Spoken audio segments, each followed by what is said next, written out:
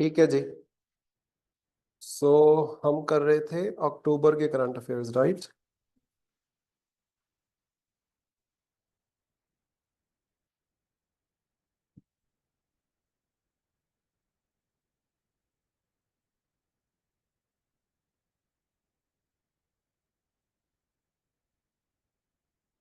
Last हमने कौन सा लिखा था?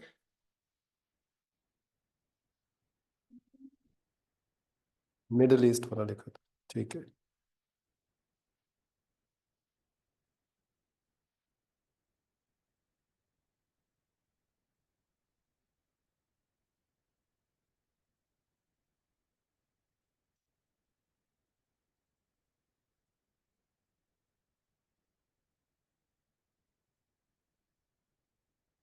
ठीक है, नेक्स्ट लिखो। India's employment growth. India's employment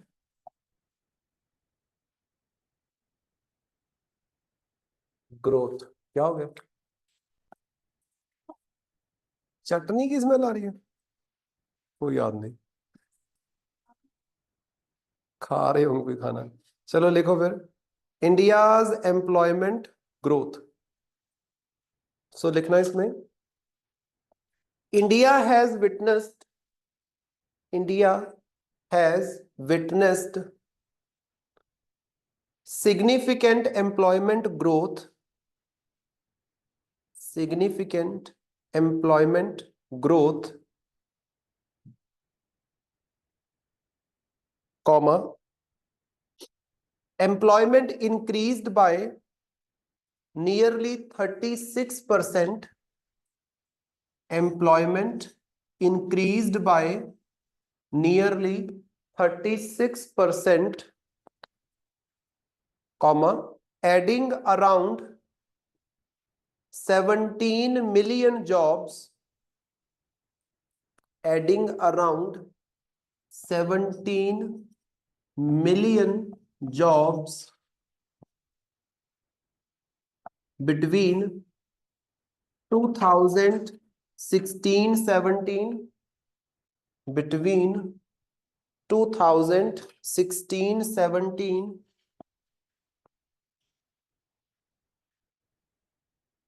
to 2022-23,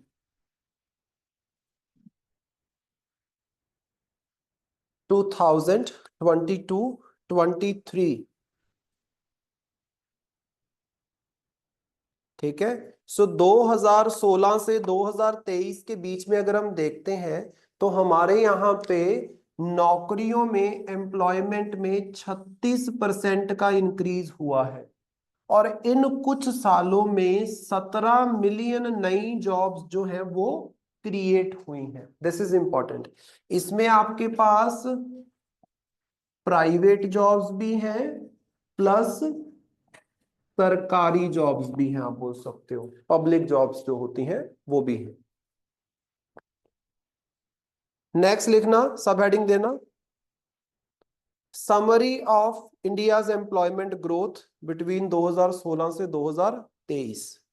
summary of India's employment growth between 2016 से 2023। सो क्या क्या मेजर चेंजेस हुए हैं उसके बारे में लिख लेते हैं।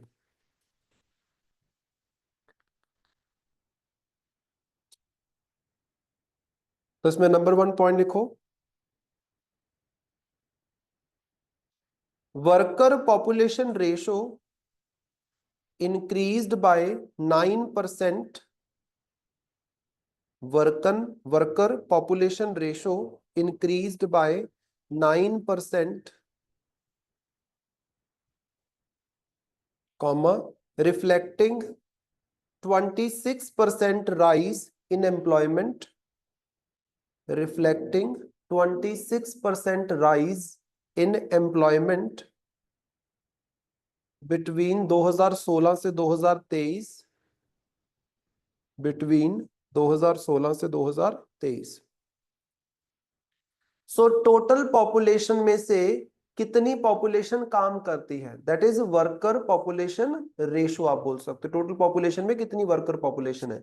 तो मतलब ये 9% से बड़ी है, जिसकी वजह से हमारे यहाँ पे एम्प्लॉयमेंट में 26% का इंक्रीज आपको देखने को मिला है। तो मतलब अब हमारी टोटल पॉपुलेशन में ज्यादा पॉपुलेशन जो है वो वर्क कर रही है, वेली नहीं आप बोल सकते हो, एम्प्लॉयमेंट उनके पास है। Second point, India's growth is driven by, खास तौर पे ये ग्रोथ किस चीज से हो रही है, India's growth is driven by domestic consumption, domestic consumption comma which suggests that more people are securing employment, more people are securing employment and boosting economic demand, and boosting economic demand. सो ज्यादा से ज्यादा लोग काम करना चाहते हैं क्योंकि लोगों की जो जरूरतें हैं वो बढ़ती जा रही हैं, कंजम्पशन एक्सपेंडिचर लोगों का बढ़ रहा है, मतलब अब वो ज्यादा चीजें, वो जैसे नए नए कपड़े पहनना चाहते हैं, अच्छी एजुकेशन लेना चाहते हैं, अच्छा हेल्थ सर्विस लेना चाहते हैं। तो हर एक बंदा जो पढ़ता है लिखता है नौकरी करना चाहता है, क्यों? क्योंकि उसकी जरूरतें बहुत बढ़ चुकी हैं। तो ज्यादातर ये जो ग्रोथ है ये कंजम्पशन बेस्ड ग्रोथ है आप बोल सकते हो, ठीक है। नंबर 3 पॉइंट, बिटवीन 2016 से 2023, बिटवीन 2016 से 2023, comma, a 1%, a 1% GDP increase, 1% GDP increase led to 1.1% rise, 1.1% rise in employment,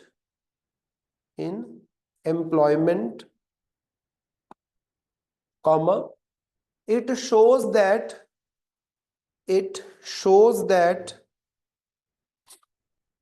people are securing employment,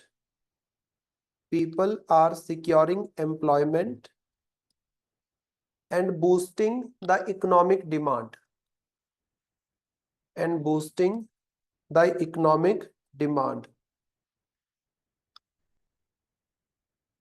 तो वो बोल रहे हैं कि एम्प्लॉयमेंट बढ़ने की वजह से आपका इकोनॉमिक ग्रोथ बढ़ता है, और इकोनॉमिक ग्रोथ बढ़ने की वजह से एम्प्लॉयमेंट बढ़ता है। ध्यान से देखना, जैसे फॉर एग्जांपल मान लो पहले हमारे देश के अंदर टोटल जो 100 बंदे हैं उसमें से सिर्फ 60 लोग जो हैं वो जॉब करते थे, मतलब उनके पास अच्छी खासी इनकम आती थी। बाकी जो आपके पास 40 लोग हैं वो क्या है, वो जॉबलेस है। तो उनके पास जो इनकम है वो कंपैरेटिवली काफी कम रहेगी। जिसके पास पैसा आता है वो क्या करता है, डिमांड। पहले 60 लोग डिमांड कर रहे थे चीजों की। अब चीजों की डिमांड कर रहे हैं तो चीजों की प्रोडक्शन भी तो आपको करनी पड़ेगी। तो पहले आप प्रोडक्शन कर रहे थे 60 बंदों की जरूरतों को पूरा करने के लिए, क्योंकि ये तो डिमांड नहीं ना कर पाएंगे, पैसा ही नहीं है आप बोल सकते हो इतना। अब ब्रांडेड कपड़ों की डिमांड कौन करेगा, जिसके पास अच्छा खासा पैसा आ रहा है। ये तो बेचारे जैसा तैसा होगा चला लेंगे अपना, आप बोल सकते हो। तो अगर ज्यादा लोग, मान लो यहाँ पे 60 लोग जॉब कर रहे हैं तो डिमांड भी ज्यादा रहेगी, डिमांड को पूरा करने के लिए प्रोडक्शन करनी पड़ेगी। और जब प्रोडक्शन बढ़ती है तो उसको हम क्या बोलते हैं, जीडीपी बढ़ गई। जीडीपी क्या है, आपके देश में सालाना जो प्रोडक्शन हो रही है उसकी वैल्यू, प्रोडक्शन ज्यादा वैल्यू ज्यादा जीडीपी ज्यादा, ज्यादा जॉब्स ज्यादा डिमांड ज्यादा जीडीपी। ज्यादा जीडीपी मतलब क्या है, प्रोडक्शन बढ़ रही है, प्लांट और बड़े बड़े हो रहे हैं और लोगों को नौकरी मिल रही है। अगर एक कंट्री की प्रोडक्शन बढ़ती है तो और लोगों को जॉब्स मिलेंगी ना, तो मतलब क्या है, जीडीपी बढ़ने से यहां से भी 10-20 बंदों को ये नौकरी दे देंगे, तो एम्प्लॉयमेंट भी बढ़ गई। तो मतलब एम्प्लॉयमेंट एंड जीडीपी दोनों रिलेटेड है। एम्प्लॉयमेंट जो है ये डिमांड बढ़ाती है, डिमांड से प्रोडक्शन बढ़ाती हो, प्रोडक्शन बढ़ाई मतलब जीडीपी बढ़ गई, प्रोडक्शन बढ़ेगी तो और लोगों को नौकरियों पे रखा जाएगा, तो मतलब एम्प्लॉयमेंट भी बढ़ गई। तो दोनों एक दूसरे के साथ रिलेटेड है, एक दूसरे को हेल्प करते हैं। ठीक है, नेक्स्ट नेक्स्ट पॉइंट लिखना, the service sector, the service sector showed high labor intensity,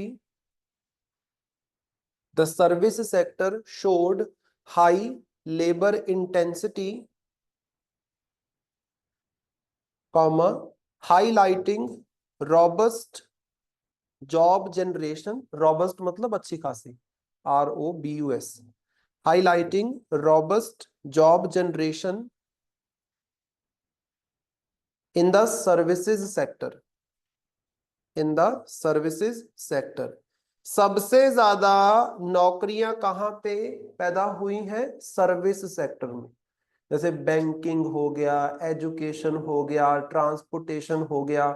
सबसे ज्यादा हमारे देश में जो नई जॉब्स क्रिएट हो रही हैं, इसमें कंट्रीब्यूट कौन कर रहा है? Service sector. ठीक है, उसके बाद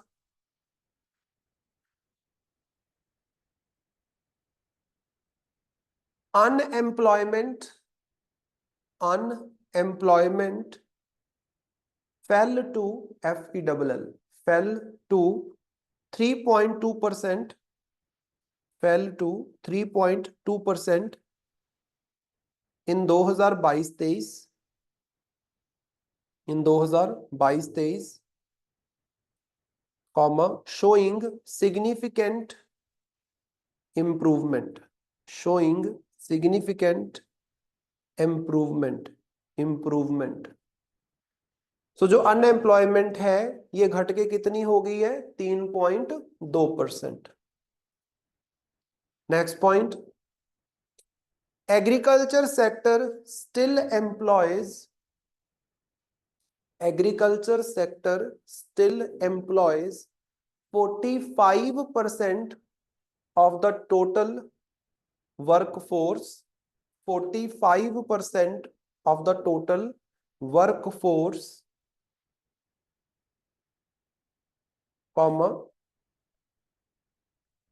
there is a growing shift, there is a growing shift towards manufacturing and services sector, manufacturing and services sector. तो देखो आज भी हमारे देश में जो सारे लोग काम कर रहे हैं उसमें से 45% जनता किस सेक्टर में काम कर रही है? एग्रीकल्चर सेक्टर में। लेकिन धीरे धीरे हमें ये देखने को मिल रहा है कि लोग एग्रीकल्चर सेक्टर को छोड़ के मैन्युफैक्चरिंग सेक्टर मतलब इंडस्ट्रियल सेक्टर, सेकेंडरी सेक्टर की तरफ, या फिर tertiary sector that is services sector की तरफ जा रहे हैं। धीरे धीरे यही तो हो रहा है। पहले ज्यादातर लोग क्या थे? पहले तो हमारे यहाँ पे आप बोल सकते हो 59% के अराउंड जनता होती थी जो खेती में ही काम करती थी।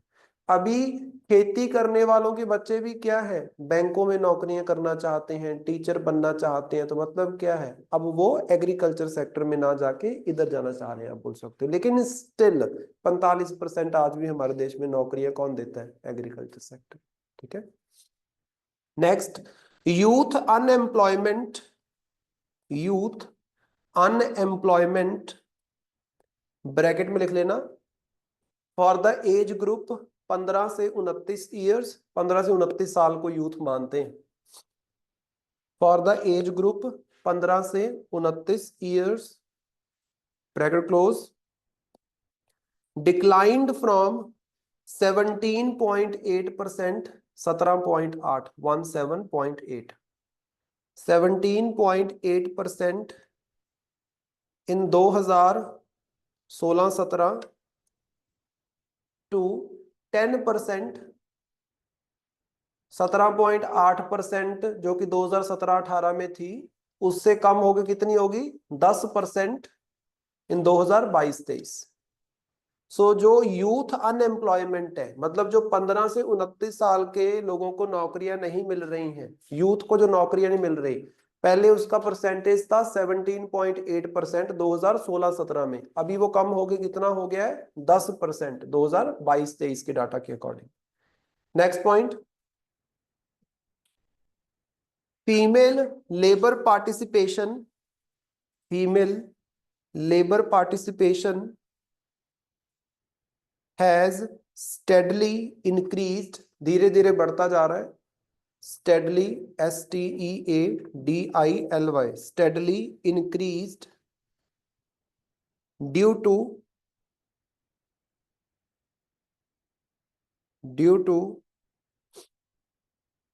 the policy support by government, due to the policy support by government, सरकार के लगातार एफर्ट की वजह से एक स्थिरता के साथ, स्टेडली मतलब एक गति के साथ आप बोल सकते हो, आगे बढ़ता है, मतलब धीरे धीरे धीरे धीरे धीरे धीरे धीरे धीरे धीरे ऊपर की तरफ जा रहा है, ऐसा नहीं है ऊपर गया नीचे ऊपर गया, वो नहीं है, आगे की तरफ जा रहा है, धीरे धीरे बढ़ता जा रहा है, आप बोल सकते हो स्टेडी इंक्रीज हो रहा है, आप बोल सकते हो। सरकार आजकल बड़ी कोशिश करती है कि वुमेन एम्पावरमेंट हो, और उसकी शुरुआत होती है नौकरियां देने से, आप बोल सकते हो, तो वो बढ़ता जा रहा है। Then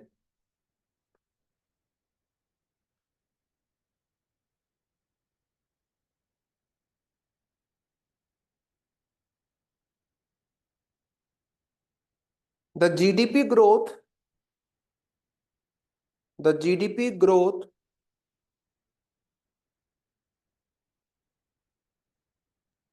GDP growth rate was 8.2% in 2022-23, in 2023-24, in 2023-24, further contributing to this rise in employment, further contributing to this rise in employment। अभी हमारी जीडीपी ग्रोथ रेट अच्छा खासा रहा है 2023-24 का भी, 24-25 का तो फिर जब खत्म होगा मार्च में जाके तब पता चलेगा, लेकिन 23-24 का 8.2% रहा है एवरेज पूरे साल का, तो अच्छा खासा ग्रोथ रेट है, इतना तो किसी कंट्री का है ही नहीं, सबसे ज्यादा है दुनिया में, दुनिया में सबसे ज्यादा ग्रोथ रेट है इंडिया का। मतलब ग्रोथ रेट मतलब प्रति साल कितनी परसेंटेज से आपका जीडीपी बढ़ता जा रहा है। मान लो पिछली बार 100 रुपया था जीडीपी, इस बार 8.2% से बड़ा, मतलब क्या है 108.2 हो गया, समझ रहे हो। अगले साल 8.2% से बड़ा मतलब 108.2 का 8.2% निकाल लो, उतना और प्लस हो गया, इस तरीके से। तो अच्छा खासा ग्रोथ हर साल हमें जीडीपी में, मतलब प्रोडक्शन में देखने को मिल रहा है, और जब प्रोडक्शन बढ़ती है तो ज्यादा लोगों को नौकरियां मिलती हैं, एम्प्लॉयमेंट भी बढ़ेगी, आप बोल सकते हो, ठीक है। नेक्स्ट सब हेडिंग देना, इंडियाज टेक्सटाइल सेक्टर, ये बड़ा इंपॉर्टेंट सेक्टर है इंडिया का, जो एम्प्लॉयमेंट की भी अगर हम बात करें, सो एक ऐसा सेक्टर है जिसमें अच्छा खासा लोगों को नौकरी मिलता है। टेक्सटाइल हो गया, लेदर इंडस्ट्री हो गया, ये वो इंडस्ट्रीज हैं जो अच्छी खासी पॉपुलेशन को नौकरी देती है। इंडियाज टेक्सटाइल, कपड़ा,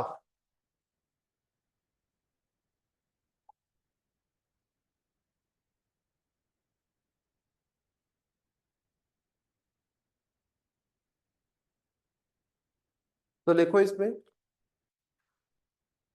Indian textile industry, Indian textile industry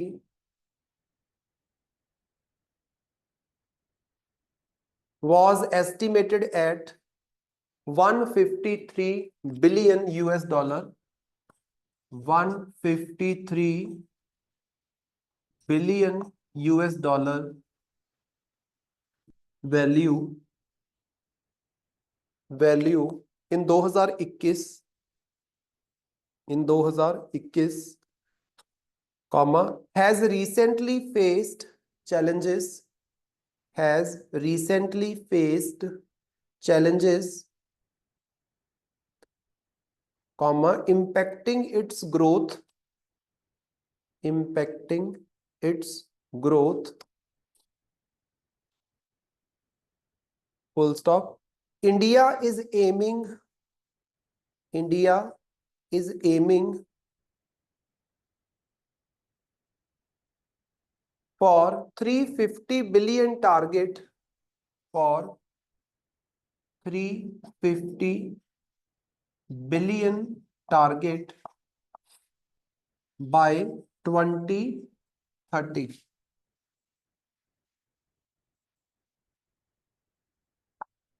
आज हमारी टेक्सटाइल इंडस्ट्री की टोटल वैल्यू अगर तुम देखोगे तो कितनी है, 153 बिलियन यूएस डॉलर। इसको हम बढ़ा के 10 सालों में कितना करना चाह रहे हैं, 350 बिलियन यूएस डॉलर, मतलब डबल से भी ज्यादा, डबल से भी कहीं ज्यादा आप बोल सकते हो। लेकिन रिसेंटली हमें क्या देखने को मिला ये 24-25 वाले साल में, कि यहाँ पे टेक्सटाइल इंडस्ट्री को कुछ प्रॉब्लम्स फेस करनी पड़ रही हैं। अगर वो प्रॉब्लम्स आएंगी तो उससे क्या होगा, उससे आपका ये जो टारगेट है ये अचीव नहीं हो पाएगा, मतलब आपकी टेक्सटाइल इंडस्ट्री उतना ग्रो नहीं कर पाएगी जितना तुम करवाना चाहते हो। ठीक है, सो लिखो नीचे सब हेडिंग देना, current status of textile sector. अभी हमारे टेक्सटाइल सेक्टर का प्रेजेंटली 2024 के हिसाब से क्या स्टेटस है, कहां पे हैं हम लोग, current status of textile sector. तो इसमें लिखो,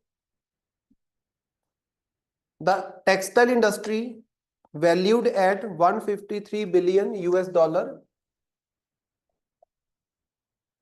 वही बात 153 billion US dollar, comma 110 billion US dollar coming from the domestic market. 110 billion US dollar coming from the domestic market. तो ध्यान से देखो, हमारे यहाँ पे जो टोटल कपड़े की इंडस्ट्री है उसका वैल्यू कितना है, 153 बिलियन यूएस डॉलर 2021 के हिसाब से। उसमें से 110 बिलियन इंडिया की कपड़े की इंडस्ट्री है, मतलब इंडियंस की कपड़े की। जैसे हमारे यहाँ पे बहुत सारी कपड़े की इंडस्ट्रीज ऐसी भी तो होंगी जो बाहर के ब्रांड्स की यहाँ पे मैन्युफैक्चरिंग हो रही है। तो जब हम टोटल वैल्यू का काउंट करते हैं तो इसमें आपको both Indian and foreign companies जो यहाँ पे इंडिया में मैन्युफैक्चर कर रही हैं, दोनों का मैं बताऊंगा ना। ये किसका है, ये इंडियन इंडस्ट्रीज जो मैन्युफैक्चरिंग कर रही है इंडिया के अंदर उसका है, वो कितना है 110 बिलियन। तो मतलब टोटल में अच्छा खासा कंट्रीब्यूशन हमारे बिजनेसेस का है। बाकी जो बचा हुआ आपके पास 43 बिलियन है, वो बाहर की कंपनी है इंडिया में आके कपड़ा जो बना रही है उनकी वैल्यू है, आप बोल सकते हो। ठीक है, next point, India is the third largest textile exporter, this is important, हमेशा याद रखना। India is the third largest textile exporter in the world, in the world, comma holding 5.4%, holding 5.4%,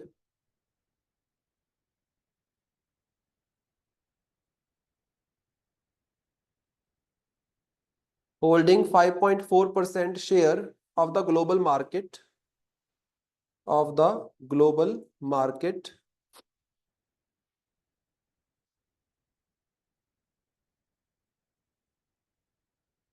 comma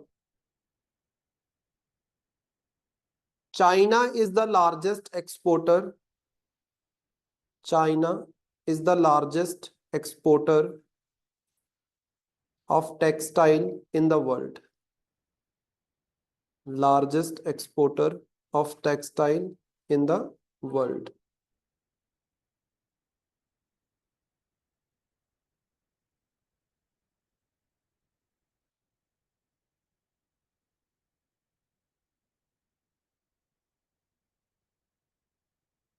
जो आपने थर्ड लार्जेस्ट लिखा ना उसको fourth largest करो, क्योंकि ना अभी रीसेंट डाटा के अकॉर्डिंग फोर्थ लार्जेस्ट है।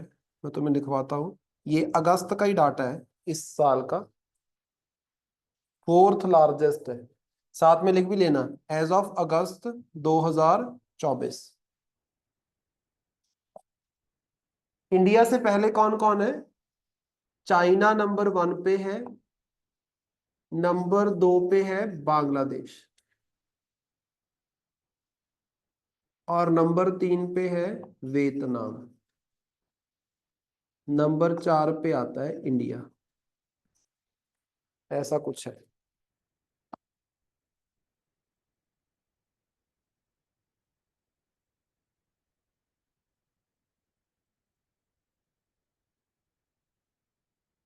यही है। ऐसा कुछ आपको देखने को मिलेगा। सो दुनिया में टोटल जो एक्सपोर्ट होता है कपड़े का, उसमें 5.4% एक्सपोर्ट कौन करता है दुनिया के टोटल एक्सपोर्ट का? इंडिया। सबसे ज्यादा कौन एक्सपोर्ट करता है? चाइना। नंबर 2 पे बांग्लादेश, नंबर 3 पे वियतनाम, नंबर 4 पे इंडिया। ठीक है, नेक्स्ट पॉइंट लिखो। Textile industry contributes around textile industry contributes around 2.3%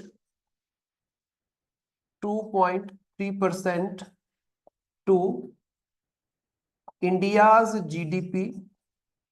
तो हमारे देश में टोटल जो प्रोडक्शन होती है सालाना, उसमें से 2.3% प्रोडक्शन किसकी है? कपड़े की।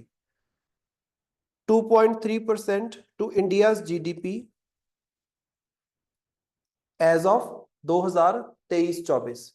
2023-24 का अगर हम डाटा देखते हैं, तो हमारी जो टोटल जीडीपी रही है, उसमें जो टोटल प्रोडक्शन हुई है, उसमें से 2.3% प्रोडक्शन कहां से आ रही है? कपड़े की इंडस्ट्री से। ठीक है, next point. Major textile hubs major textile hubs are Tamil Nadu, Gujarat and Maharashtra. Are Tamil Nadu, Gujarat and Maharashtra. ये तीन वो आपके स्टेट्स हैं जहां पे सबसे ज्यादा कपड़े की प्रोडक्शन होती है।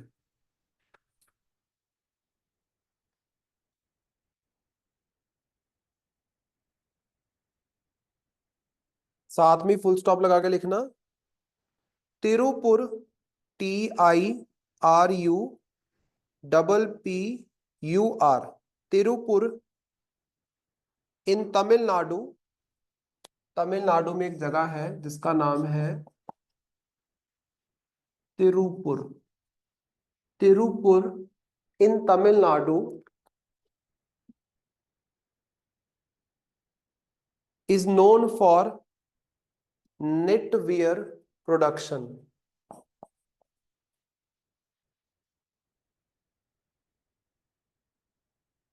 निटिंग नहीं करते हैं, बुनती, कपड़े की बुनाई करते हैं जो। निटवियर प्रोडक्शन, सबसे ज्यादा निटवियर की प्रोडक्शन कहाँ पे होती है? तिरुपुर में, जो पड़ता है तमिलनाडु में।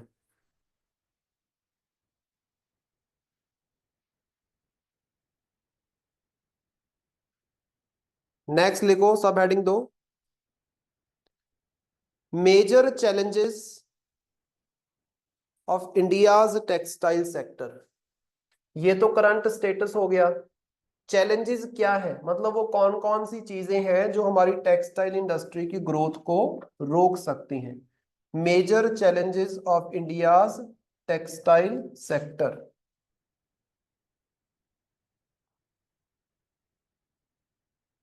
तो लिखो इसमें सबसे पहला, global economic slowdown. Global economic slowdown, तो लिख लेना इसमें। Geopolitical issues, geopolitical issues like Ukraine Russia war, like Ukraine Russia war and wars of Middle East and wars of Middle East reduced the international demand, reduced the international demand, comma, impacting India's textile export, impacting India's textile export। अब दुनिया में तो Wars चल रही हैं, तो automatically कपड़े की डिमांड जो है उसकी वजह से कम हो जाएगी, क्योंकि बहुत सारे एरिया है जहाँ पे वॉर चल रही है, वहां पे कपड़े थोड़ी ना एक्सपोर्ट करोगे तुम, है ना। वहां पे लोग कपड़ों की तो ना डिमांड करेंगे, मार्केटें बंद हो जाएंगी सारी की सारी, आप बोल सकते हो। तो इंडिया का जो एक्सपोर्ट है वो थोड़ा कम हो चुका है प्रेजेंटली, क्यों? क्योंकि दुनिया में तबाही मची हुई है। Number 2, high raw material cost. High raw material cost, इसमें लिखना increased prices of cotton, increased prices of cotton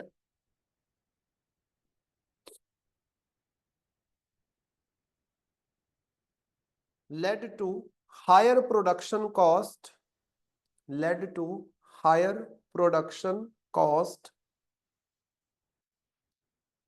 of Indian textile products, of Indian textile products, making it less competitive, making it less competitive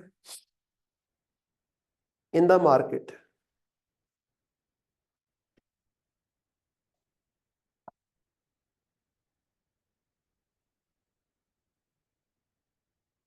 Due to increase in prices, due to increase in prices।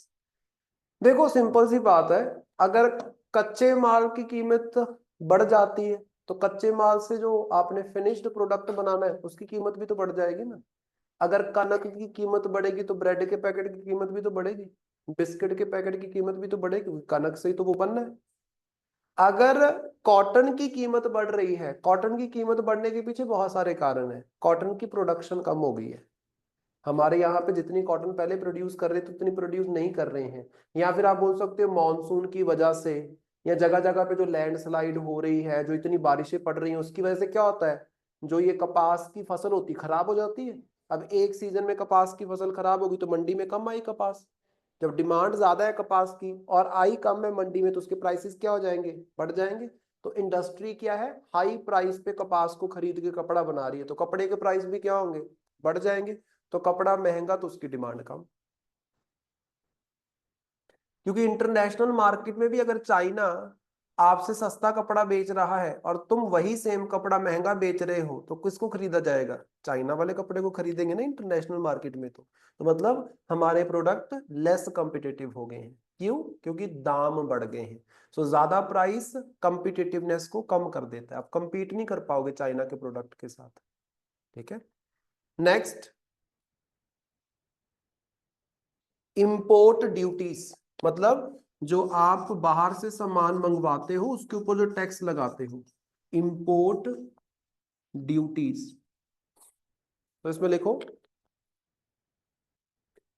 The 10% import duty on cotton,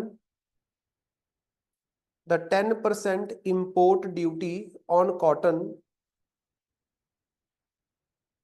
has made domestic cotton more expensive, has made domestic cotton more expensive than the global prices, than the global prices, comma, ultimately contributing to, ultimately contributing to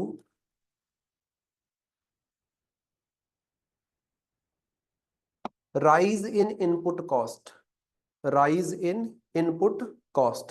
ध्यान से देखो, सरकार ने बोला अगर तुम बाहर से कॉटन खरीदोगे तो जितने की भी कॉटन खरीदोगे उसका 10% तुम्हें टैक्स भरना पड़ेगा। मान लो मैंने 100 रुपए की कॉटन यूएसए से खरीदी, तो मुझे 10 रुपए उसके पीछे क्या भरना पड़ेगा, टैक्स। तो जिसकी वजह से क्या है, अब जो इंडस्ट्रियलिस्ट है वो बाहर से कॉटन खरीदने की बजाय वो सोचेंगे यार बाहर से खरीद के लेके आएंगे तो 10% टैक्स भरना पड़ेगा, इंडिया से ही खरीद लेते हैं। जब हर एक बंदा इंडिया से ही कॉटन खरीदना चाहता है तो इंडिया की कॉटन की डिमांड क्या हो जाएगी, बढ़ जाएगी।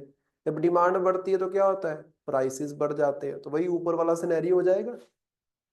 तो इंपोर्ट ड्यूटी ज्यादा लगाने की वजह से भी लोग इंडिया की कॉटन ही खरीदना चाहते हैं। इंडिया के इंडस्ट्रियलिस्ट इंडिया में से कॉटन खरीदना चाहते हैं, क्योंकि बाहर से लेके आएंगे तो 10% टैक्स भरना पड़ेगा, जिसकी वजह से क्या देखने को मिला, इंडिया की कॉटन के प्राइसेस बढ़ गए। और कॉटन के प्राइस बढ़ गए मतलब आपकी जो इनपुट कॉस्ट है वो बढ़ गई, मतलब आपके प्राइसेस बढ़ जाएंगे, मतलब लेस कॉम्पिटिटिव मटेरियल हो जाएगा, आप बोल सकते हो। तो ये दोनों एक दूसरे के साथ एक तरीके से रिलेटेड भी है, आप बोल सकते हो। ठीक है। Number 4,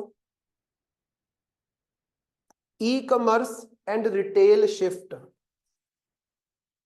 e commerce and retail shift, ये भी एक चैलेंज है। कैसे लिखो इसमें, डायरेक्ट रिटेलिंग, जो तुम लोग ऑनलाइन कपड़े खरीदते हो, direct retailing through e commerce, through e commerce has disrupted, has disrupted traditional business cycle. Traditional मतलब जो दुकान में जाके खरीदते थे पहले, has disrupted traditional business cycle, comma, impacting the small scale manufacturers, impacting the small scale manufacturers who have less or no presence, who have less or no presence on e-commerce platforms, on e-commerce platforms। होते हैं ना दुकानदार, दुकानदार भी छोड़ो, manufacturers, जो छोटी छोटी कंपनीज होती हैं, मैन्युफैक्चरर्स, जैसे फॉर एग्जांपल ऑनलाइन तो कुछ गिने चुने कंपनीज के प्रोडक्ट ही होते हैं, आप बोल सकते हो। जो लोकल कंपनी होती है, जैसे फॉर एग्जांपल इन्होंने जैसे स्वेटर पहना है, मैंने ये पहना हुआ है। अब आप अगर एक रिटेल शॉप पे जाते हो तो कितने सारे अलग अलग तरह के टैग वाले, पता नहीं क्या क्या नाम के आपको जर्सियां मिलती है ना, अलग अलग प्रिया और ये और वो क्या कुछ होता है ना ऐसा। क्या वैसे कपड़े आपको ऑनलाइन देखने को मिलते हैं? नहीं, क्योंकि वो जो कपड़े हैं वो बहुत ही छोटी छोटी कंपनीज बनाते हैं, छोटे मैन्युफैक्चरर्स बनाते हैं। अब उनके कपड़े कब बिकेंगे, जब आप जाके दुकानों पे खरीदोगे, क्योंकि उनकी प्रेजेंस ऑनलाइन मिंत्रा पे, amazon पे, फ्लिपकार्ट पे है ही नहीं। वो सिर्फ नॉर्मल आसपास के दुकानों को बेचते हैं, तुमने वहां पे जाके खरीदना बंद कर दिया, दुकानें खाली पड़ी हुई हैं, सारे लोग ऑनलाइन ही परचेज कर रहे हैं। तो ऑनलाइन तो कुछ गिनी चुनी आपकी कंपनियां हैं, उनके प्रोडक्ट आप परचेज कर रहे हो। तो छोटे मैन्युफैक्चरर्स के प्रोडक्ट बिक नहीं रहे तो उनकी कंपनियां बंद हो जाएंगी। बंद हो जाएंगी तो आपका इंडिया का टेक्सटाइल प्रोडक्शन डाउन, और ये बन गया चैलेंज। ऐसा ही तो हो रहा है आजकल। जैसे फॉर एग्जांपल आप, मैंने तो देखा है, जब हम छोटे होते थे तो हम ना रिटेल शॉप्स पे जाते थे, पेरेंट्स ऐसे लेके जाते थे दुकान पे, दुकान पे उसे इतनी सारी जर्सियां पड़ी होती थी, वो दिखा दो ऐसे होता था। अभी तो हम कहाँ करते हैं ऐसा, मैंने तो किया ही नहीं, कितने साल हो गए ये चीज, ऑनलाइन ही सब मिल जाता है। और गिने चुने ब्रांड्स हैं, आप उनके साथ लिमिटेड हो चुके हो, बस उन्हीं ब्रांड्स का प्रोडक्ट आपको खरीदना है, आप सर्च ही वो करते हो। ये हो गया है ना। तो इससे हो क्या रहा है, वो जो प्रिया वगैरह जो लोकल कंपनियां हैं, उनको बेचारों को नुकसान हो रहा है, आप बोल सकते हो। ठीक है, और भी कई है, मेरे दिमाग में नाम नहीं आ रहा, ये एक ही आया। देन नेक्स्ट लिखो, next challenge, changing consumer preferences, changing consumer preferences. Consumer की प्रेफरेंस भी चेंज हो रही है, कैसे, तो लिखो, increased demand for comfort wear, increased demand for comfort wear and sustainable fashion। Sustainable fashion मतलब जो चले, है ना, लंबा समय। Sustainable fashion has led to decline in the demand for has led to decline in the demand for conventional textile products. Conventional textile products. जैसे आजकल लोग ना एक एक नए तरीके का फैशन चलता है। फैशन क्या चलता है एक्चुअली, हम लोग वेस्टर्न फैशन को फॉलो करते हैं। बड़े बड़े ब्रांड्स के जो डिजाइन्स हैं, अगर आप उनको पसंद करने लग गए तो आपको फिर लोकल डिजाइन पसंद नहीं आते हैं। जैसे मान लो तुम लोगों ने जर्सी पहनी है, एक जर्सी आती है, इधर भी फ्लावर्स लगे होते बड़े बड़े, इधर भी होते होते हैं ना, वो वाले तुम पहनोगे? क्योंकि अब तुम्हारा चॉइस डिफरेंट हो गया है। अब तुम लोगों ने ऑनलाइन देख लिया है कि बाहर के फिल्म स्टार ऐसे कपड़े पहनते हैं, वो ऐसा पहनता है, इस चीज का फैशन चल रहा है, तो वो तुम्हारी पुरानी वाली चीजें वो छोटे बच्चे ही पहनते हैं सिर्फ। जैसे ही बड़े हो जाते हैं तो बच्चे ही बोलने लग जाते हैं ये वाला नहीं पहनना, ये वाला पहनना है। हो रहा है ना ये चीज। तो वो जो लोकल आपके मैन्युफैक्चरर्स हैं, उनका जो डिजाइनिंग वाला कंसेप्ट है, या तो उसको अपडेट करो, उनकी फैशन सेंस को अपडेट करो। वो पॉसिबल नहीं है क्योंकि वहां पे जो डिजाइनर बैठे हुए हैं वो पुराने हैं, फिर उनको नौकरियों से निकालोगे। तो आजकल जिस तरीके की प्रेफरेंस आपकी हो चुकी है, उसकी वजह से बहुत सारे ऐसे प्रोडक्ट हैं जो बिक ही नहीं रहे हैं। और कई लोग ऑनलाइन जाके परचेज ही इसलिए करते हैं क्योंकि उनको वहां पे एक वास्ट फैशन स्टाइल मिल जाता है। जैसे मिंत्रा वाले हैं, इनका टैगलाइन ही ये है कि हर तरह का फैशन आपको मिंत्रा पे मिल जाएगा। यही तो है ना।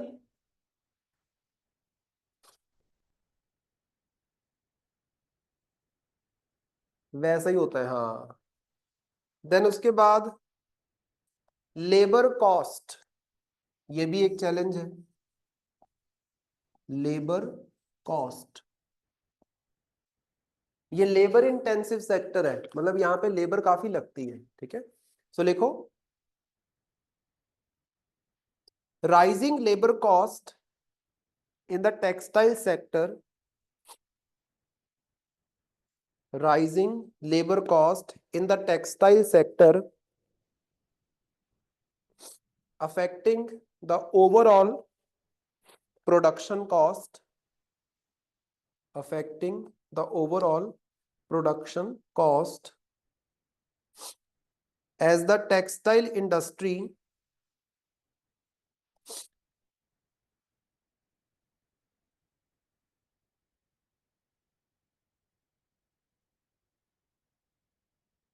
as the textile industry is labor intensive,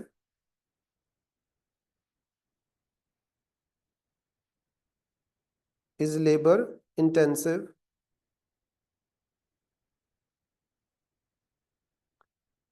bracket में लिख लेना, top 3 labor intensive industries of India are, top 3 labor intensive industries of India are, number 1 है कंस्ट्रक्शन इंडस्ट्री, नंबर 2 है food products industry,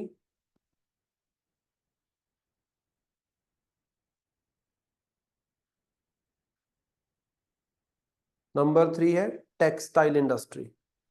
so top की industries जहां पे labour की बहुत जरूरत पड़ती है उसमें आता है टेक्सटाइल। तो लेबर कॉस्ट बढ़ रही है तो मतलब क्या, मजदूर महंगे मिल रहे हैं तो सामान महंगा होगा, सामान महंगा होगा तो उनका डिमांड कम हो जाएगा, आप बोल सकते हो। ठीक है,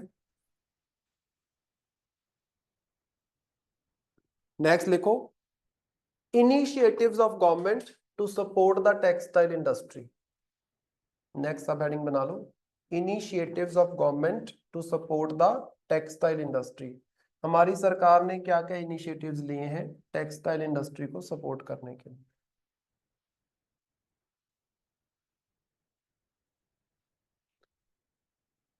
सो नंबर 1 है amended technology upgradation fund scheme, amended technology upgradation fund scheme, bracket में लिख सकते हो ATUFS शॉर्ट में। सो लिखो इसमें, it supports the technology upgradation,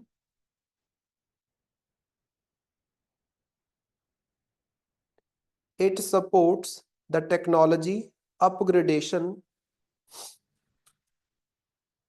in the textile industry, in the textile industry, comma, launched by Ministry of Textile in 2016, launched by Ministry of Textile in 2016,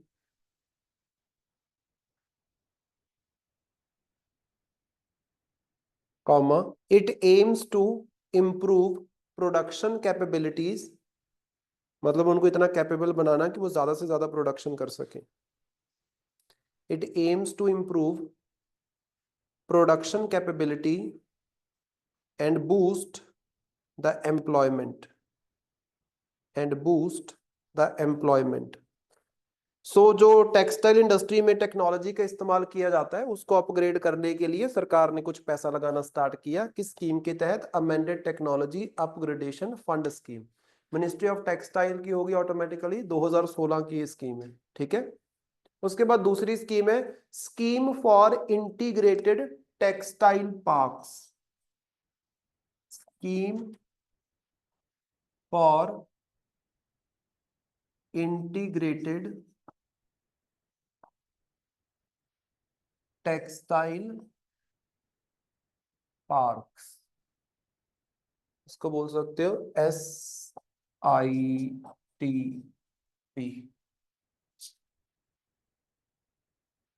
तो इसमें लिखो, it provides world class infrastructure,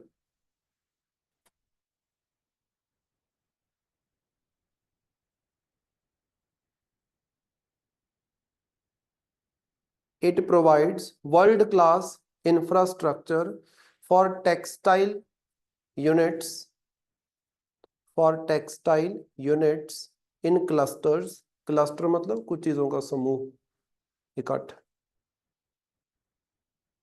in clusters, comma, enhances the competitiveness, enhancing the competitiveness and efficiency of the textile industries, efficiency of the textile industries, comma, launched by Ministry of Textile in 2005, launched by Ministry of Textile in 2005।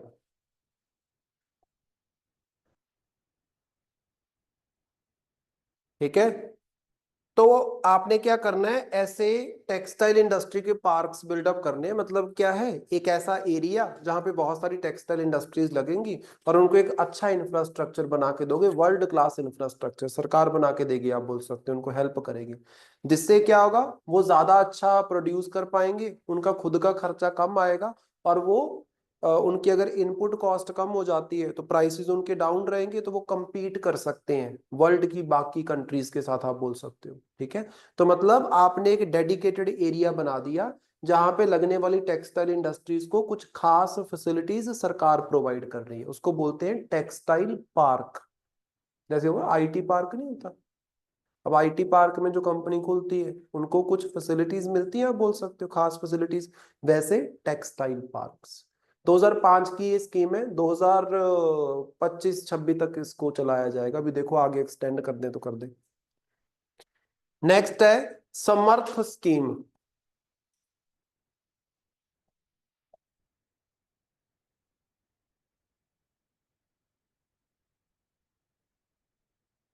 Samarth scheme, समर्थ का full form क्या है तो bracket में लिख लो, scheme for capacity building in the textile sector,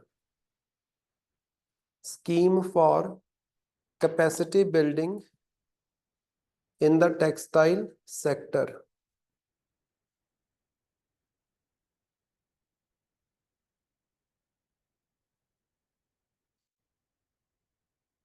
तो लिखना है इसमें, it focuses on skill development, it focuses on skill development,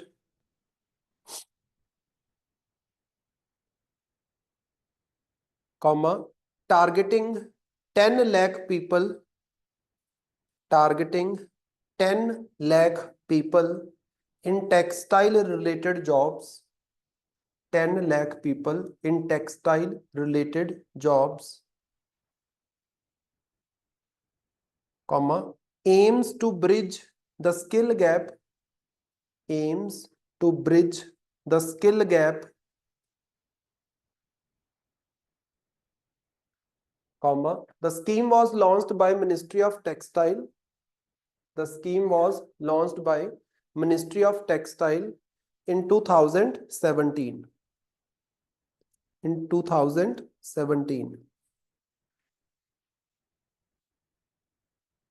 2017 में एक स्कीम लाई गई कि भाई अप्रोक्सीमेटली 10 लाख लोगों को टेक्सटाइल इंडस्ट्री में जो स्किल चाहिए होता है वो स्किल प्रोवाइड करेंगे, जिससे क्या है टेक्सटाइल इंडस्ट्री को स्किलफुल लेबर मिल सकेगी।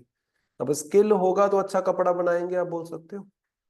तो कई बार क्या होता है टेक्सटाइल इंडस्ट्री में अच्छी लेबर ही नहीं मिल पाती, उनको स्किलफुल लेबर नहीं मिल पाती। 10 लाख बंदों को सरकार ने स्कीम के तहत क्या करना है, टेक्सटाइल इंडस्ट्री में जो हुनर चाहिए वो हुनर उनको सिखाओगे। दैट इज समर्थ स्कीम, 2017 की है। फिर उसके बाद है सिल्क समग्र स्कीम।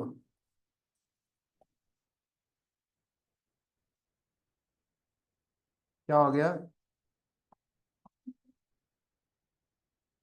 फैशन डिजाइनिंग तो कोर्स ही हो गया ना। वो तो प्रोफेशनल्स हैं, वो तो प्रोफेशनल्स हो गए। वो तो देखो फैशन डिजाइनिंग वाले तो हायर जॉब पे जाएंगे ना। लेकिन जो होता है कि जैसे मान लो आपके पास एक इंडस्ट्री लगा दी मैंने चंडीगढ़ के पास, लेकिन चंडीगढ़ की उस टेक्सटाइल इंडस्ट्री में काम करने के लिए जो लेबर आपको चाहिए मशीनों को संभालने के लिए और वो सब करने के लिए, तो वो आप आसपास के लोगों को स्किल सिखा रहे हो, सरकार सिखा रही है। सरकार फैशन डिजाइनिंग के कोर्स थोड़ी ना करवाती है, सरकार स्किल डेवलपमेंट का कोर्स करवाती है, 2 महीने का 4 महीने का, जो कि वो नॉर्मल बंदे, उसमें ये नहीं ग्रेजुएशन होनी चाहिए फिर आपको स्किल डेवलप, कोई भी बंदा वहां पे जाए उसको फिर वो इंडस्ट्री में जॉब मिल जाएगी। वो तो कोर्स कर ही रहे, वो तो एजुकेशन में है ही, हर एक बंदा थोड़ी ना करता है वो। तो वो तो जो फैशन डिजाइनिंग करके आएगा उसके अंदर तो स्किल है, वहां पे सरकार ने क्या करना है, उसमें तो स्किल है ना। वहां पे तो सब सिखाते हैं, सिलाई कढ़ाई सब सिखाते हैं, यही तो प्रोजेक्ट होते हैं उनके, तो उसमें तो है। लेबर की मैं बात कर रहा हूँ जो आम वहां पे, और भी तो कितने सारे लोग करेंगे। अब मुझे एक बात बताओ, कभी टेक्सटाइल इंडस्ट्री में गए हो? अगर नहीं गए, कभी जाओगे ना, तो वहां पे लोग बैठे हुए इस तरीके से थ्रेड को कर रहे हैं, डिजाइन को चेंज कर रहे हैं, वो फैशन डिजाइनिंग वाले थोड़ी ना करेंगे। वो तो उनके नीचे जो काम करती है लेबर वो करेगी, उनको स्किल प्रोवाइड करना है, आप बोल सकते हो। नेक्स्ट, सिल्क समग्र स्कीम, तो उसमें लिखो, it is an integrated programme, it is an integrated program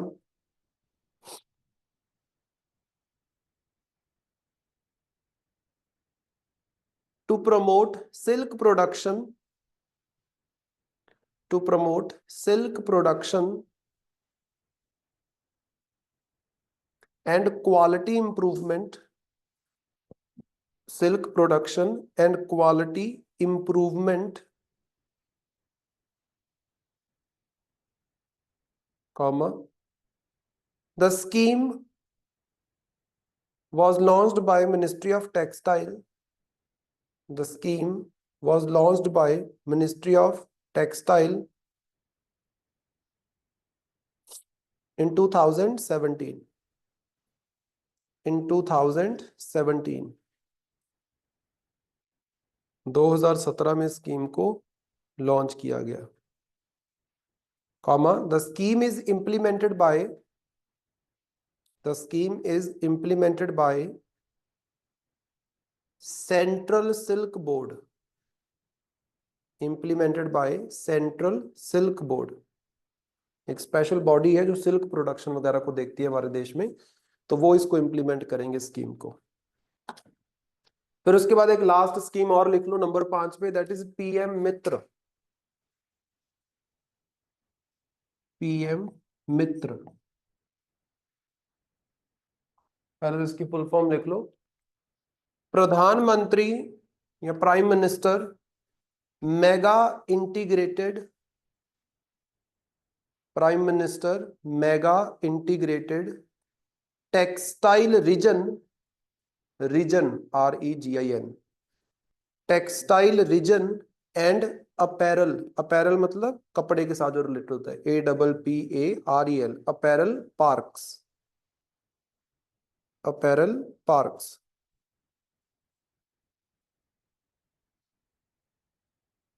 सो लिखो इसमें, it aims to create world class industrial infrastructure, it aims to create world class industrial infrastructure for textile industry, for textile industry। जो ऊपर मैंने integrated park वाला लिखवाया, लेकिन वो पुराना बड़ा स्कीम 2005 का है, तो वैसा सही है ये भी कुछ। Textile industry, comma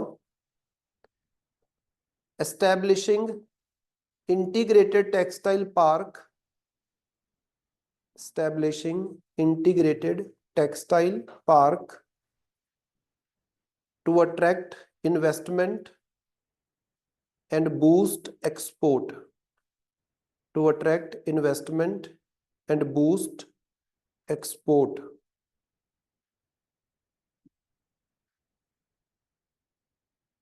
comma the scheme was launched by Ministry of Textile in 2021, the scheme was launched by Ministry of Textile in 2021। तो वैसे बड़े बड़े इंडस्ट्रियल पार्क बनाने हैं आपने, जहां पे क्या है, बाहर से भी लोगों की इन्वेस्टमेंट आ सके, आप बोल सकते हो। और जब इतने बड़े बड़े पार्क बनेंगे तो टेक्सटाइल प्रोडक्शन भी बढ़ेगी, तो एक्सपोर्ट भी बढ़ेगा, आप बोल सकते हो। इन चीजों को फोकस करने के लिए पीएम मित्र स्कीम को लॉन्च किया गया था, ठीक है। This is all about the textile industry.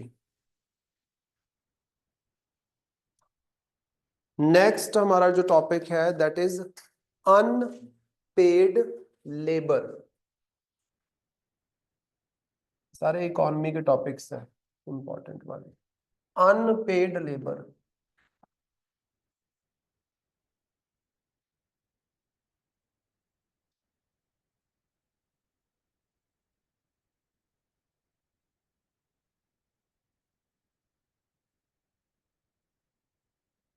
तो लिखो इसमें,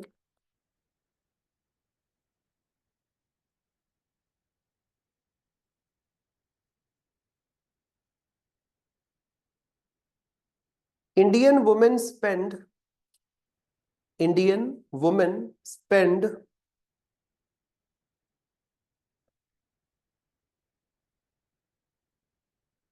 an average of 36 hours per week,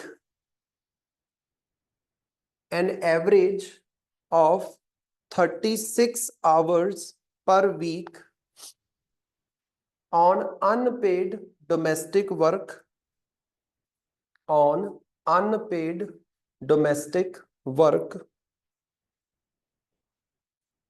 compared to 16 hours for men, compared to 16 hours for men। सो हमारे यहाँ पे एक हफ्ते में जो एक मेल है वो 16 घंटे अनपेड वर्क करता है। अनपेड मतलब ऐसा काम जिसके लिए उसको पैसा नहीं मिलेगा।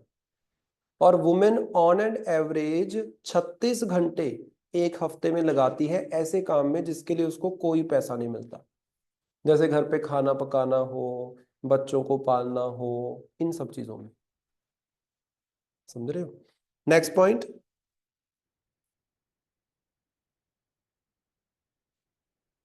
Unpaid work in India, unpaid work in India contributes approximately contributes approximately 22.7 lakh crore rupees, 22.7 lakh crore rupees, 22.7 lakh crore rupees, और अराउंड 7.5% ऑफ जीडीपी, और अराउंड 7.5% ऑफ जीडीपी। हमारे देश की जो टोटल जीडीपी है उसका 7.5%, जो कि बनता है 22.7 लाख करोड़ रुपए, इतनी वैल्यू का काम है जिसके लिए पैसा पे नहीं होता है, आप बोल सकते हो अनपेड है। Next, women outside the labour force, women outside the labor force spend over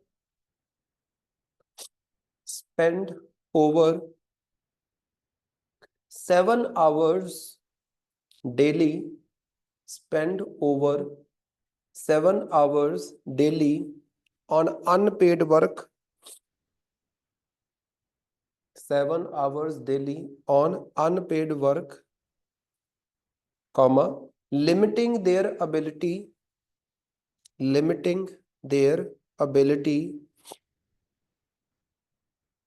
to participate in paid employment, limiting their ability to participate in paid employment। सो हर दिन जो वुमेन वैसे लेबर फोर्स में काम करती हैं, मतलब जो वर्क वैसे कर रही हैं पेड वर्क, उसके अलावा वो 7 घंटे हर दिन अनपेड वर्क करती हैं।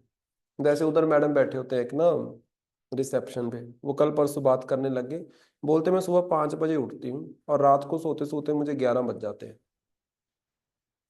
सांस लेने का टाइम नहीं होता। पहले उठ के बच्चों का खाना बनाओ, पति को तैयार करो, ये वो, उसके कपड़े प्रेस करो, ये सब अनपेड वर्क ही तो है। सो 8-9 घंटे की जॉब वो यहाँ पे कर रहे हैं, 6-7 घंटे अनपेड वर्क वो घर पे कर रहे हैं, पर्सनल टाइम उनके पास है 0। तो हर एक वुमेन के ये हालात होते हैं कि जो पेड वर्क वो करती है वो तो करती करती है, उसके अलावा 7 घंटे डेली वो अनपेड वर्क में लगा रही है। नेक्स्ट लिखो, the global perspective of unpaid work, the global perspective of unpaid work accounts for between 10% to 60%, accounts for between 10% to 60% of GDP worldwide, varying from country to country, varying from country to country।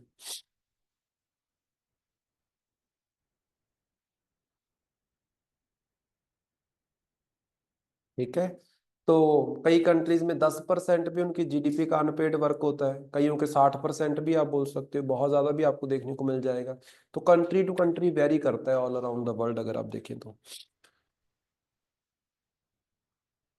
Next लिखो, consequences of unpaid work, unpaid work करने की वजह से क्या देखने को मिलेगा आपको, क्या प्रभाव होगा उसका। Consequences of unpaid work,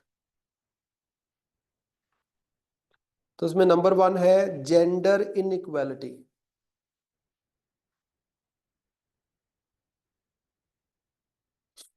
gender inequality. तो इसमें लिखना disproportionate, disproportionate unpaid work for women,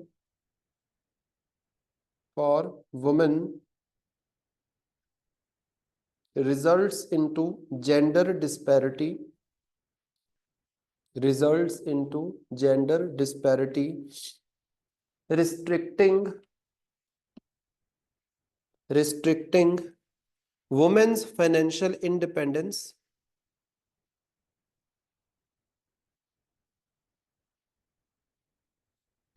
women's financial independence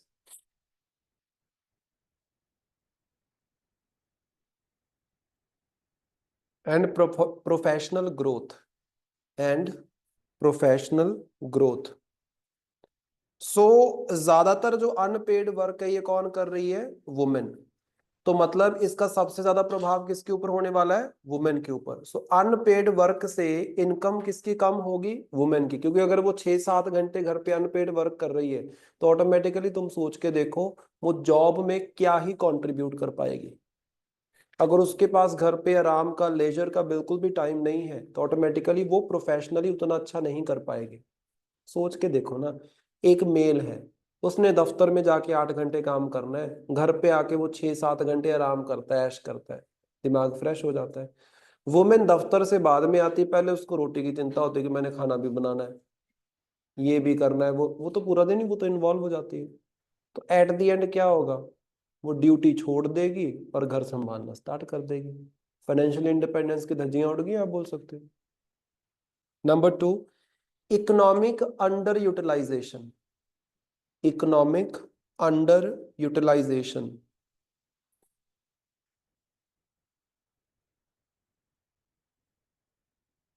सो लिखो इसमें, excluding, exclude, excluding unpaid work from GDP, excluding unpaid work from GDP, undervalues,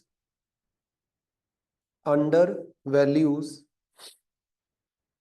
substantial economic contributions, undervalues substantial economic contributions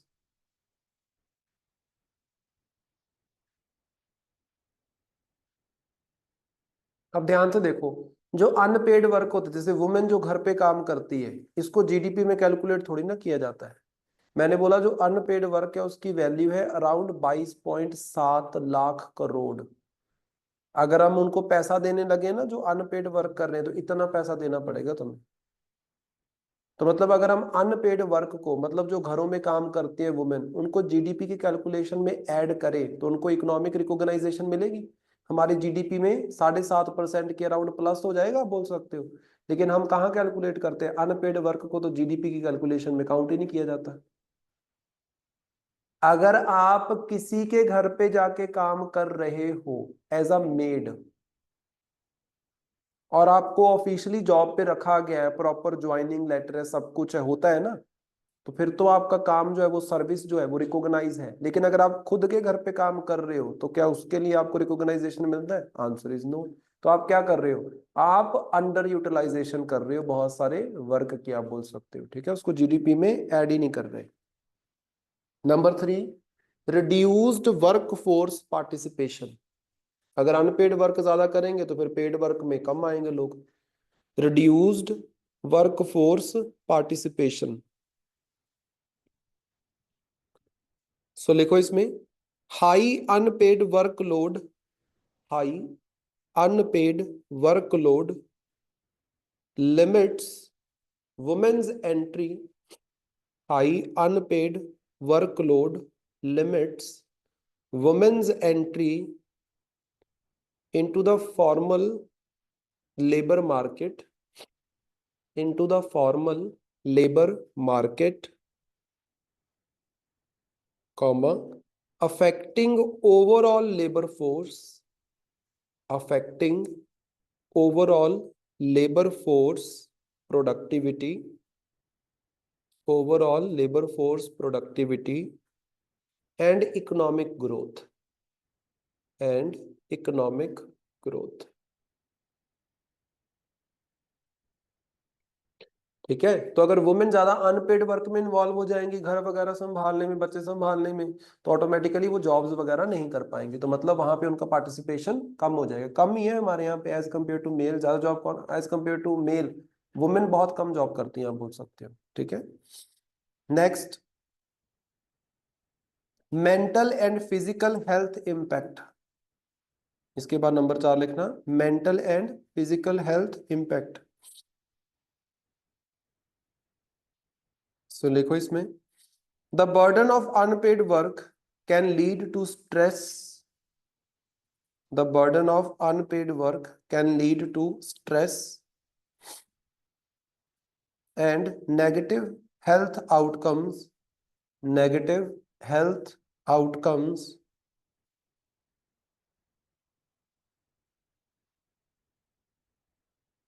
for those disproportionately for those disproportionately responsible for it, और वो कौन होती हैं, women, disproportionately responsible for it। so जो भी बंदा unpaid labour work में involve है और पेड वर्क भी कर रहा है, उसके तो दिमाग की मेंटल पीस की धज्जियां उड़ जाएंगी ना। पूरा दिन आपको मी टाइम तो मिला ही नहीं, तो आप पूरा दिन दूसरों के लिए काम कर रहे हो, मी टाइम तो नहीं ना मिला।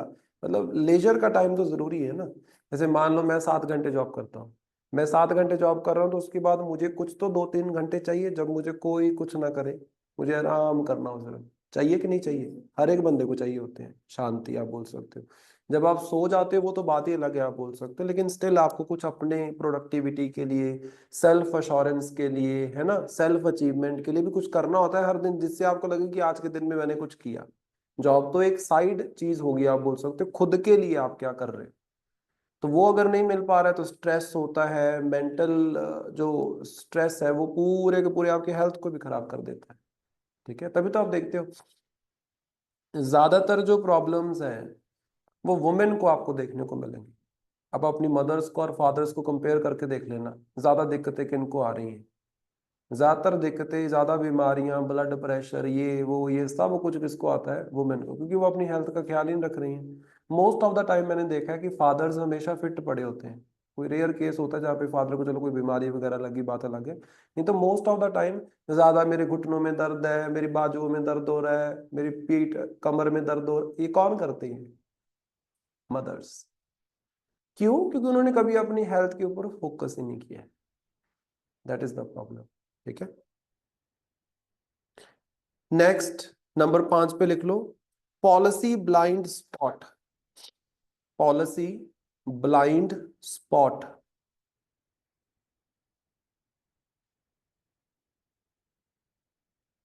सो लिखना इसमें, without quantification, without quanti quantity based quantification, unpaid work remains, without quantification unpaid work remains unaddressed,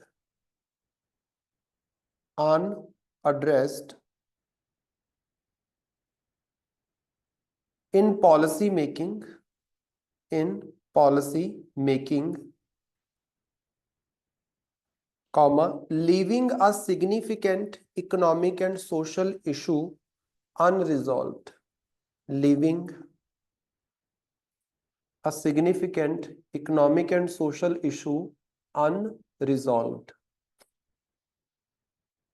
तो होता क्या है, सरकार कैलकुलेट ही नहीं करती है। क्वांटिफिकेशन करना मतलब चीजों को कैलकुलेट करना, काउंट करना, कि सरकार ऐसा कोई सर्वे ही नहीं करती है जिसमें ये काउंट किया जाता हो, आप बोल सकते हो कि कौन सी वुमेन कितने दिन क्या कर रही है, कैसे, इस चीज के ऊपर ध्यान ही नहीं है। जैसे आप हर साल जीडीपी को कैलकुलेट करते हो, तो हर साल अनपेड वर्क को कैलकुलेट करते हो? नहीं। उसके ऊपर ध्यान देते हो? नहीं। पॉलिसी मेकिंग में ये सारी चीजों को, इस डाटा को देखते हो? नहीं। तो प्रॉब्लम तो आएगी आएगी, आप बोल सकते हो। तो ये भी आपकी प्रॉब्लम हमेशा देखने को मिलेगी। नेक्स्ट लिख लो, वे अहेड। आगे क्या किया जा सकता है इस प्रॉब्लम को सुधार करने के लिए? वे अहेड, सब हेडिंग बना लो, वे अहेड या वे फॉरवर्ड जिसको हम बोलते हैं। Number 1, policy recognisation and inclusion, policy recognisation and inclusion. तो सबसे पहले तो सरकार को रिकॉग्नाइज करना चाहिए अनपेड वर्क को एज अ इकोनॉमिक वर्क, जो कि अभी करते नहीं है, आप बोल सकते हो। तो लिखो इसमें, develop frameworks to recognise, develop frameworks to recognise and account for unpaid work, and account for unpaid work in national economic indicators like GDP, in national economic indicators like GDP। GDP में जो total production देखी जाती है वो सिर्फ paid work की production है। अगर आप जैसे फॉर एग्जांपल मैं टीचर हूं, तो मैं पढ़ा रहा हूं और उसके लिए पैसा ले रहा हूं, तो ये तो जीडीपी में काउंट होगा। लेकिन अगर मैं घर पे बच्चों को पढ़ा रहा हूँ वो काउंट नहीं होगा, क्योंकि उसके लिए मैं पैसा नहीं ले रहा हूँ। आप बोल सकते अपने बच्चों को अगर पढ़ाना हो, मान लो कोई अपने घर पे अपने बच्चों को पढ़ाता है, तो वो थोड़ा ना काउंट होता है। अगर होटल में जाके खाना बना रहे हो एज अ शेफ, पैसा ले रहे हो, वो तो काउंट हो रहा है। लेकिन घर पे खाना बना रहे हो वो काउंट नहीं होता है। तो जीडीपी वगैरह में ये कैलकुलेट ही नहीं होता। तो सरकार को सबसे पहले तो ये करना चाहिए, recognition. Number 2, redistribution of domestic labour.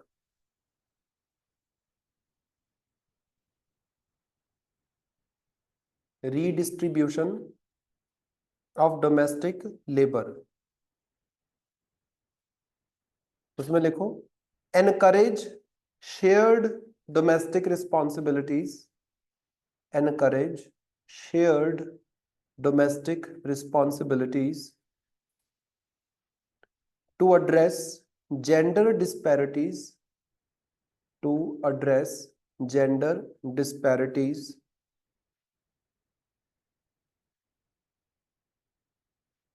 comma, it can be supported by public awareness, it can be supported by public awareness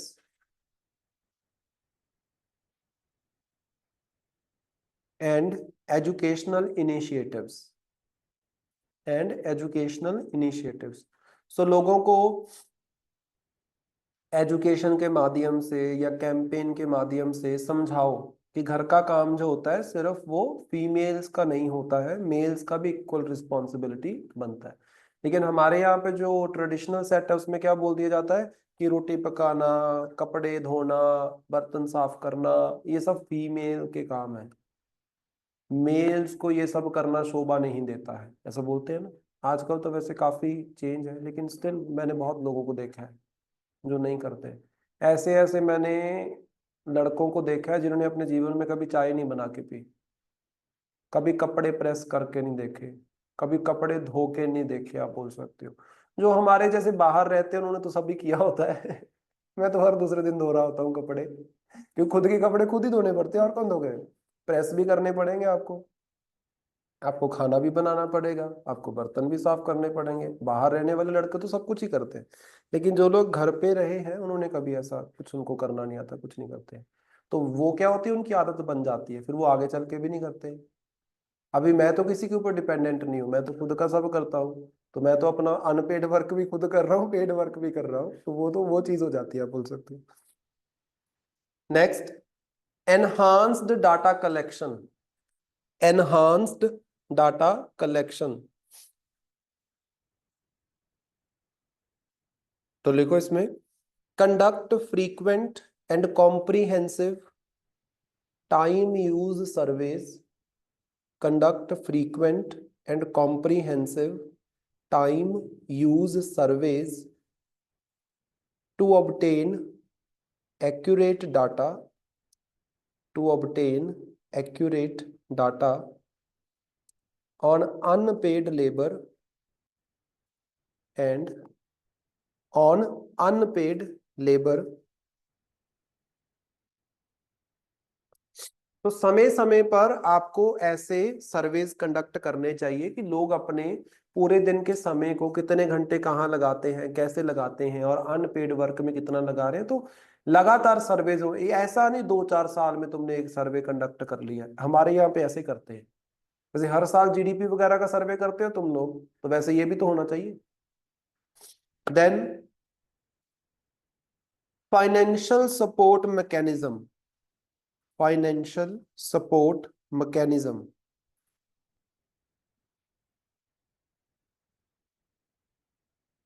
तो इसमें लिखो कंसिडर डायरेक्ट और इनडायरेक्ट सपोर्ट,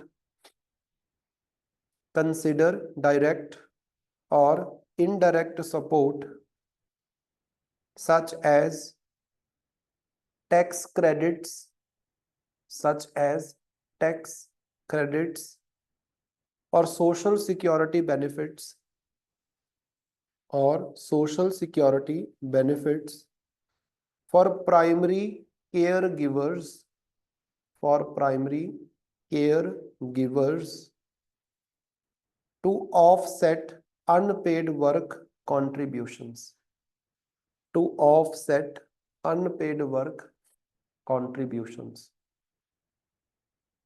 जैसे मान लो सरकार बोले कि भाई अगर कोई फीमेल हर दिन 5 से 6 घंटे घर पे अनपेड वर्क करती है, तो जब वो अपनी कमाई में से टैक्स भरेगी तो हम इतना % कम टैक्स लेंगे उससे। तो इससे उस फीमेल को ये तो होगा ना कि मुझे अनपेड वर्क करने का कुछ दिया सरकार ने। या फिर जैसे कनाडा के अंदर है, यूएसए के अंदर है कि एक मदर अपने बेबी को जन्म देती है तो उसको 1 साल की लीव मिलती है। हमारे यहाँ पे 6 महीने की मिलती है, और वो होती है सरकारी जॉब वालों के लिए। उनकी सैलरी आती रहती है लेकिन 6 महीने की छुट्टी मिल जाती है। सरकारी जॉब, प्राइवेट नहीं। वहां पे क्या है, सरकारी हो प्राइवेट हो कोई मर्जी हो, एनीबडी, उसने अगर बच्चे को जन्म दिया तो 1 साल की उसको लीव मिलेगी और सरकार पैसा देगी उसको। सरकार पैसा देगी 1 साल घर पे रहने के लिए। और जब तक उसका बच्चा 18 साल का नहीं हो जाता तो बच्चे को हर साल हर महीने आप बोल सकते हो उसके अकाउंट में कुछ कुछ पैसा सरकार की तरफ से आता रहता है, जो कौन यूज करता है, उसके पेरेंट्स। तो मतलब क्या है, केयर गिविंग के लिए सरकार आपको कुछ प्रोवाइड कर रही है। हमारे यहाँ पे ऐसा कुछ होता है? Answer is no. तो कई इकोनॉमीज में है, ज्यादातर इकोनॉमीज में नहीं होता है ये सब, क्योंकि इतना कैपेसिटी नहीं होता है आप बोल सकते हो इकोनॉमी का। ठीक है, ठीक है, फिर यहां तक करते हैं, बाकी फिर हम करेंगे नेक्स्ट क्लास में।